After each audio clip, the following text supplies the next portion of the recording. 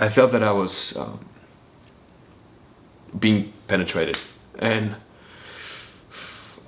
Itsamee Mario! Alright guys, so first of all I gotta say that this is definitely gonna be a very different video than what you guys are used to, because I feel like on YouTube I've been kinda carried away by doing crazy stuff, you know? There's always the pressure of staying relevant on YouTube, of doing the craziest experiments. I wanna entertain you guys by really breaking the boundaries, but I feel like in doing that I lost a little bit of my authenticity, and the main reason why I've been doing YouTube in the first place, and the main reason is that I wanna share my experiences with you guys and maybe inspire some of you guys to get out of your comfort zone, to follow your impulse, to take some risks at life. That's what I've been doing. That's what made my life better. And reading some of your comments and knowing that I actually made a positive impact on somebody's life is just the one thing that makes me happy. And I always knew that I had to share this story that I'm going to share in this video. It's nothing I want to do to gain views or create a viral video. That's not my intention. I just feel like I have to do this because it's something I feel like a lot of people can relate to, and it's gonna help people.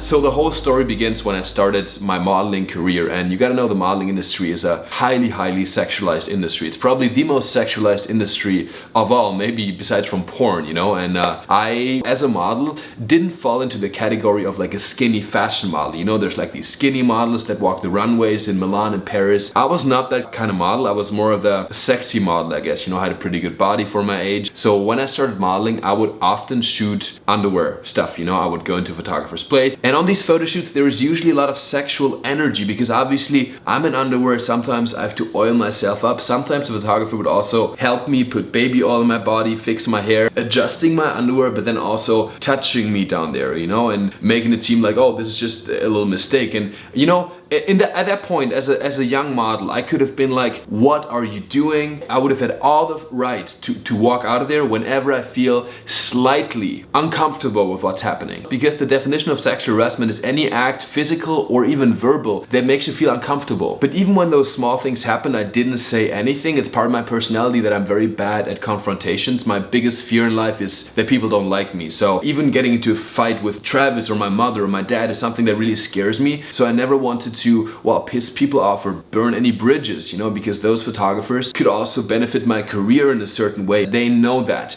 They know that I can benefit your career, and therefore they feel like they can do anything, especially with younger models. So my career went on, and I have to be honest, because I was very open and because I didn't say anything, that's why I was rewarded. So I was almost conditioned to be okay with things I'm not comfortable with, because that's how I got jobs. That's how these photographers who were good, who were big photographers, would shoot me. That's how I got my first modeling jobs. That's how I was making money. So from a very young age, I was conditioned to be, well, rewarded for my body and also for being open to mainly men, which is not what I'm into. And it's so strange, because the more it happens, the more it becomes normal, the more your threshold goes up. Sometimes when I go to a photo shoot, I was even expecting a photographer to be like, hey, can I give you a massage after? In my mind, in my imagination, those things were not even weird anymore. And the one thing I will never forget, and I shared this in a different video, is when I had a photo shoot and the photographer after gave me a massage, and he was like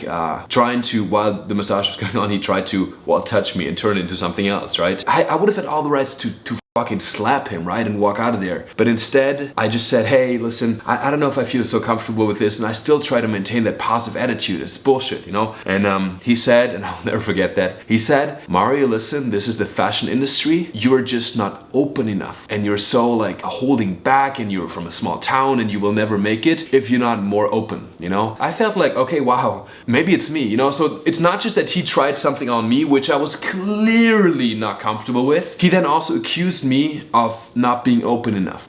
And then I had a job. It was a bigger modeling job I had in Asia. It was a pretty big campaign, the biggest one I'd done so far. I was 21 at the time, and then the owner of the company we shot for invited me for dinner. And I'm very open to stuff like that. I love nothing more than meeting new people, right? So I have dinner with this guy, and I realized, wow, this is a very powerful, very wealthy man who could probably also make a difference in my career, you know? So we have dinner, very good connection. Yeah, one thing led to another. We were talking a little bit, you know, and he was telling me all these things about like booking me in the future and doing all these amazing things, you know. And then he pulled out a drug called ketamine. I was super straight edge. Like when it comes to drugs, I don't drink alcohol. I had never done any drugs before. Like I said, I wouldn't even drink, no cigarettes, nothing. I was super healthy, super clean. I'm often holding myself back. It's true. Like I am very open, you know, I travel a lot, but sometimes when it comes to fun, I think I have to find a balance in my life to also sometimes let go and party. And I truly believe that partying, even drinking every once in a while, it's fine, I guess, sometimes to let go, switch off your mind in the right dosage, with the right intention, with the right people. So I looked up ketamine on my phone. One thing I always do, I just want to know. I do a lot of research on whatever I put into my body, you know, whether it be food or drugs or whatever, right? So I look it up and it says that ketamine is way less harmful than alcohol. It's a pretty safe thing to do. And I have one rule with anything I do. Whenever I do something for the first time, I take like a quarter of what other people take, right? With alcohol, I think if you get wasted and blacked out, it's awful. But if you have like 1 or 2 tequila shots or something and you feel a little bit more loose, that's actually something nice. And I can't say anything against that, right? So we then do ketamine. I was like, hey, I'm just gonna be more open. I'm in a new country. I just booked this great job and this guy, I just want to bond with him, right? So he does like 1 line. And like I said, I literally did like a quarter of a line. But one thing about my body, what I realized is that I'm very sensitive to drugs. Whatever I take, like even caffeine, if I drink a coffee, I'm crazy off the rails. So I took a quarter line of ketamine and pretty much immediately, I just felt like my body was like detaching from my mind, you know. All of a sudden I could almost see myself from the outside. I was like in the room on the bed and I was very relaxed, but I was not in control. But when I'm not in control, I get scared, especially when I'm with somebody I don't even know. It got to the point where from a quarter line, which is ridiculous, I don't understand why it affected me so much, but I was laying there and I tried to like move my right finger and I just couldn't. Like literally, it wouldn't work. And then I was feeling just weird, and it was not, I don't know if it was pleasant or not, it was just like strange and new, and it was kind of overwhelming. And then I just felt that,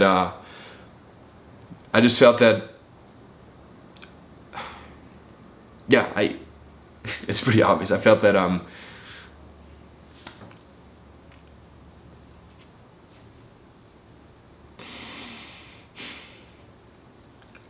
I was being penetrated, and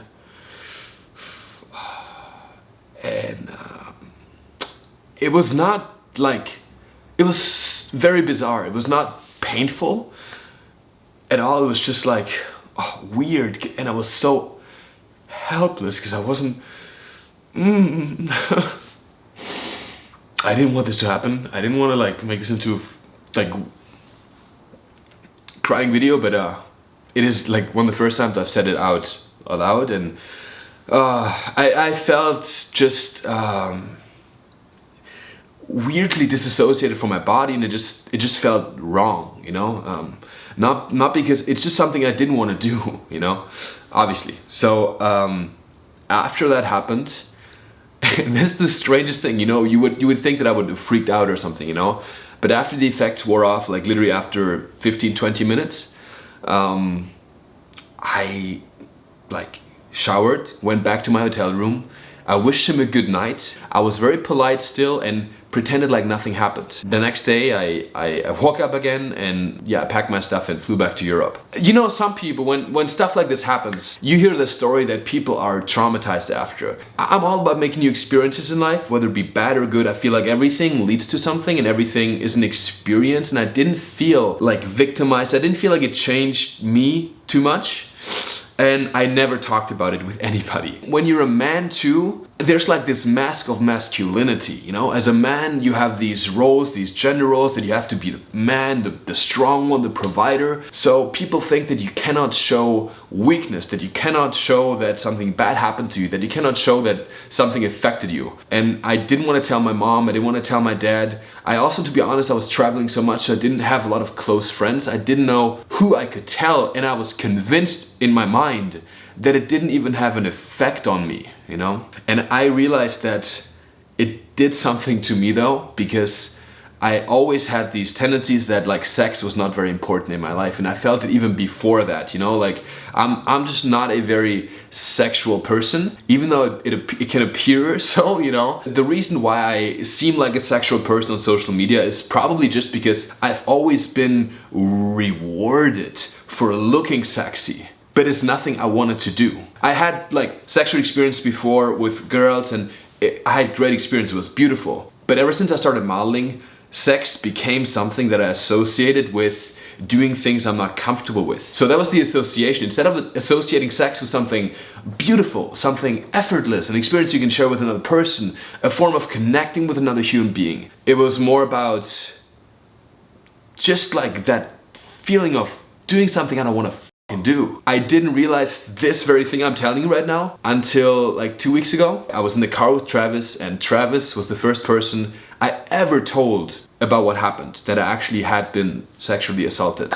And Travis is like, I mean, you know that Travis is my best friend. I love him so much. He's probably the person I trust the most and I have the most open relationship with at this point. And I told him very matter of fact, and it didn't really affect me, but the same night I felt like something had changed because I actually told somebody. And then I also told Christine, my girlfriend. For the first time I open up and I'm more open to touch and also like just the connection with another person. And I experience how beautiful it can be and that it doesn't have to be that negative thing that I'd associated it with, you know? The reason why I make this video is just that I want to encourage people to talk to somebody. Even if you have some sort of like anxiety or some doubt about yourself, you should talk about it. Even if you're a man, even if you're a fucking football player, like a straight guy or whatever, I can just say how much it helped me now looking back, just voicing it and talking about it, and now even doing this video. I feel like this is such a big step and such a relief. And I do have people in my life right now that I trust, like my mom, my dad, because I always thought I don't want to bother people with my bullshit, you know, and I always want to be the positive, upbeat guy. You don't want to make people laugh, do stand-up comedy, be funny on YouTube, but it's just not always the case, and you have all the right to share what's bad with other people because people are going to respect you more for it. You're going to connect more with other people if you're real. And now the most important part is that I want to give something back. And last month I already donated $1,000 to 1 in 6. It's an organization that helps men who have been victims of sexual assault. So for this video, I'm going to donate 20 cents for each like I get on this video and 50 cents for each comment. So just like this video right now and leave a comment. My goal with this video is to raise $5,000 to that organization because that is something that I truly believe in. I've donated to the Trevor Project before. I fully support the LGBTQ community. I respect all of my friends who had to come out and face like hate or insecurity for their sexuality. But it's not necessarily my story. But 1 in 6 is something I 100% stand behind. So if you want to make a small contribution, then just like this video so more people can see it, and leave me a comment down below. This was a very different video. I feel weird. I still don't know if it's scary to upload something that's not so upbeat and positive all the time, but I want to be more real, and it just feels more like me, and it feels more like me than doing crazy clickbait out of like provocative content, you know? So I love you guys. Always follow your impulse, and I'll see you in my next video. Hey, I heard you want to leave this place where we grew up, this old town. Just leave it all behind. River's gonna cry when you're gone.